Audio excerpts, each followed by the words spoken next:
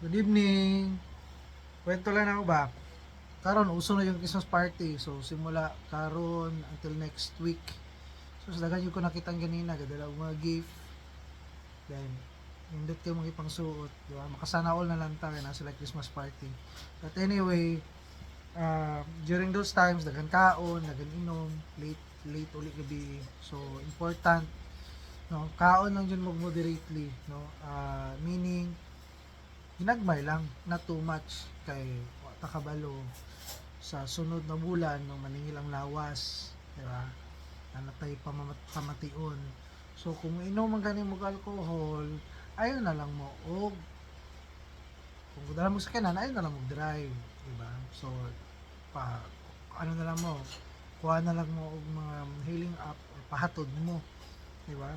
So take Grab or other the same with the Grab, no? So, kung taxi medyo naman yung mga uban nalanganin pag taxi, di ba?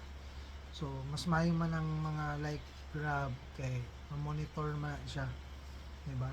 And also mana bilhin nyo sa kanan ninyo or magpa-drive mo sa inyong mga kailan na wala gainom, di ba?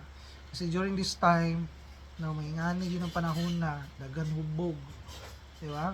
So dagan disgrasya, di ba? So luoy kayo inyong pamilya or ang mga disgrasya ninyo. So dapat ayan na lang mo mainom kung mo drive mo, di ba? Kung gusto niyo mainom, you have to make sure na mo drive nimo or na mo sundo nimo or sa ba nakikauban na dili mo inom, di ba? Or ibili mo sa kanan, pasundo ka na lang yung healing up. So mura na, so kailangan lang amping kanunay, no? During this time, no, daghan din activity and sayo uli, di ba? Samaan ka sa inyong partner, sa inyong misis or husband, pagdugay mo uli, di ba? So yun lang, so keep safe everyone, then advance Merry Christmas.